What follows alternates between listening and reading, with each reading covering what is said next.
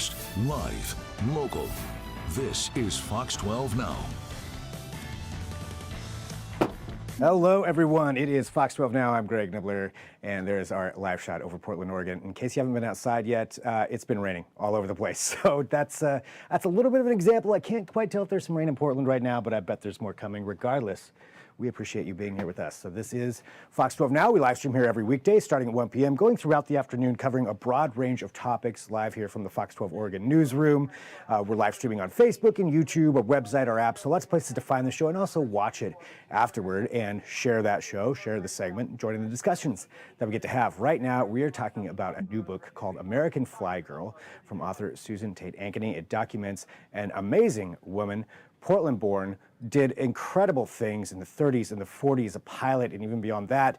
And we're going to discuss that right now to find out more about this incredible person. We've got Susan Tate Ankeny joining us right now. And Susan, thank you very much for being here with us to talk about this. And, you know, to start off, if people may be familiar that you've been actually on Fox 12 Oregon previously, talking about your other book, The Girl and the Bombardier, an amazing story chronicling your father and his experiences with Tony Martinez. Well, not with Tony Martinez, but with Tony Martinez on the show when you were on here. And could you tell us just a little bit about your history with with that book, but then also leading into how you found out this story about this incredible person that's the subject of your new book? Thank you, Greg. American Flygirl is about Hazel Ying Lee, and she was born in Portland in 1912 in Chinatown. When she was 19, she flew in a biplane for the first time, which was an incredible, unusual thing to happen. There weren't a lot of planes at that time. And she fell in love with flying and was determined to get a pilot's license, despite being a woman. Very few women flew, and also Asian American.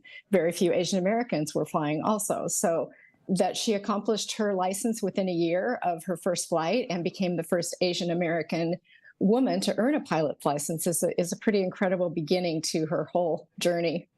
It really is. I mean, that's so many things that I can't even fathom the difficulties. You know, being young, first off, but then also being Asian American, also being a woman during that time. And as you mentioned, there's not a lot of planes around, you know, in those early 1930s. So to able to even get over all of that and to accomplish that is incredible. How did you first hear about her and her story? Well, living in Portland, I knew Hazel's name. She's a bit of a local hero, and I knew that she was an aviator during World War II. But it was actually a publisher, Wendy McCurdy from Kensington Publishing, that contacted my agent about writing a book about Hazel. She felt it was time that Hazel's story be told. So lucky me. Yeah, I mean, and it's incredible just some of those things that she went on to accomplish. You know, after acquiring that license, you know, acquiring her pilot's license and having that experience, she went on to do all kinds of things. And I know, obviously, that's why there's a book about it, so everybody can read the entire thing. But to just give a little bit of context, though, you know, for anybody who hasn't heard the full story, could you talk about some of those incredible things that she did? Sure, I can give you some highlights. One first incredible thing is that right after she got her license, she trained in Portland to become a combat pilot in China. China needed combat pilots, and they went to Chinatowns in America asking benevolent societies to support flying schools for young Asian Americans. She was the first woman to be admitted to that kind of a program. And I think her and her friend Virginia were the only women ever admitted. They did do the combat training. I mean, she was an excellent combat pilot, but when she went to China, she was not allowed to fly because she was a woman. She was still commissioned as an officer there. So many years and things happen there before she comes back to the United States. And she's trying to fly for the U.S. military because she's a trained pilot. And after Pearl Harbor happens, she thinks, here's my chance.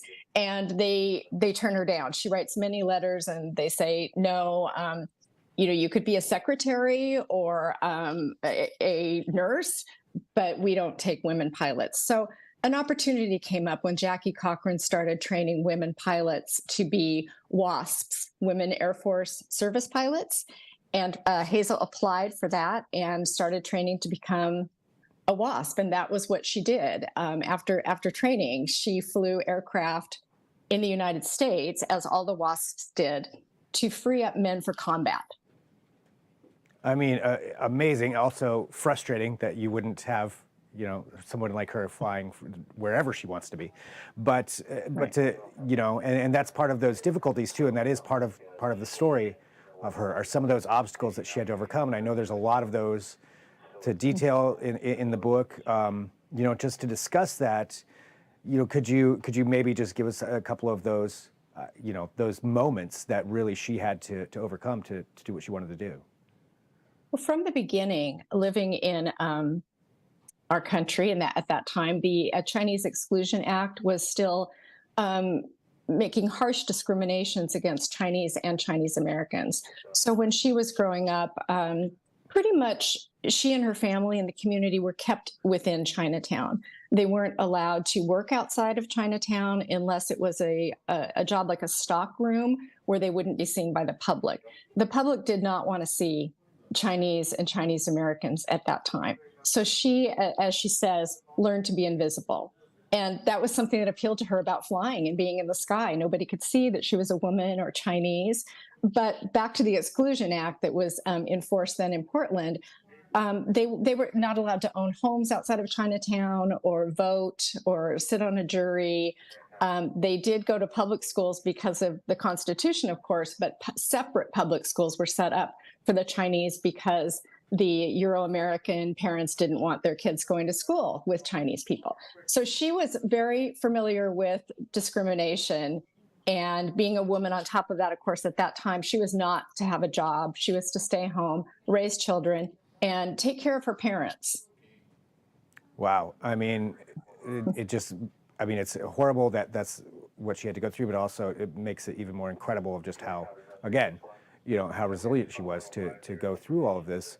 And, for you doing this research, talking about her, society wanted her hidden, what were some of the difficulties or challenges that you had as far as researching her story to really find this all and learn about her life?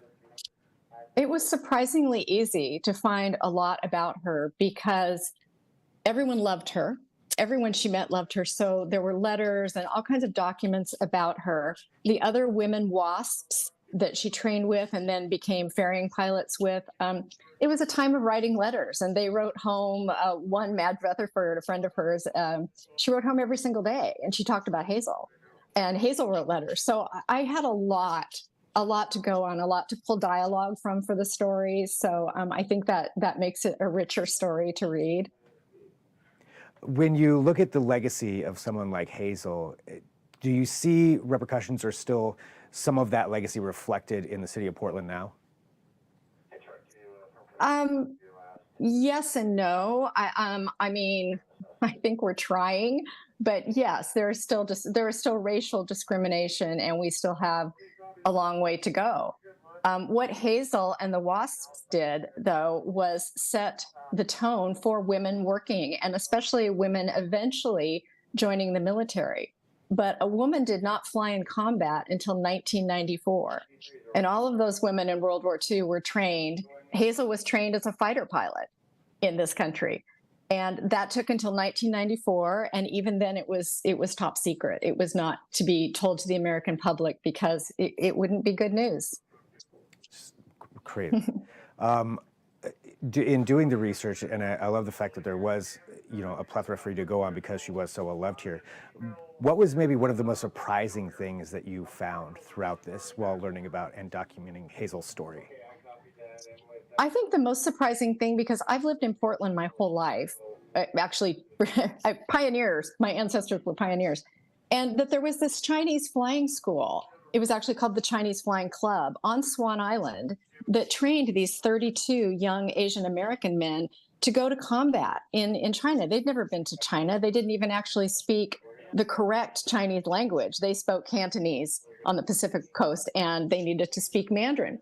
They were willing to go to another country who was being attacked, invaded by Japan. I knew nothing about that. And that it happened right here in Portland. That was the Portland airport in the 30s on Swan Island. So I just found that very, very interesting. And the story of each of these aviators who would have never had the lives they had. Some of them went on to be very famous aviators in World War II because of this school and the Chinese Benevolent Society who funded it in Portland. Wow, that's again, had no idea, and that's great that this is now something that people can learn about and understand that part of history and what they all went through. When you for this book again, American Flygirl, for everybody out there who can pick up a copy of this, talking about Hazel's story, for someone who picks up this book and reads it, what would you want them to take away from reading this book? Hazel really inspired me. I mean, her determination to do just what she was going to do because she knew what she wanted to do, and she didn't let anything get in her way. I found her story very inspiring for just sticking with something and not letting people tell you can't, or if they do tell you can't, questioning it. And she was peacefully relentless. I just loved her personality and how she never stopped. I also think there's a story, regardless of gender or ethnicity, people can serve and protect their country. Yeah, I mean, and she kind of embodies that She principle, does. it seems to me.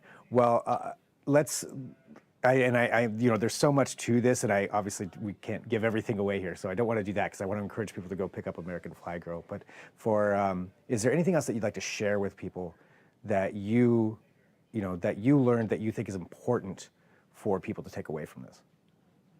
Well, there's an entire story here also about the WASPs, the women who were trained to do these jobs. 38 of them were killed in service of their country. And one of them is Hazel, I will go ahead and say. They were virtually forgotten, and they never received any military honors, even if they were killed in service. They had to take up a collection on their air bases to pay for the women's bodies to be returned home. There was no parades for them when the WASPs were disbanded, and the WASPs were disbanded before the war even ended. The feeling was that they were taking men from jobs, and most of them never flew again in their lifetime. So I want people to know about the WASPs and give them the recognition they deserve.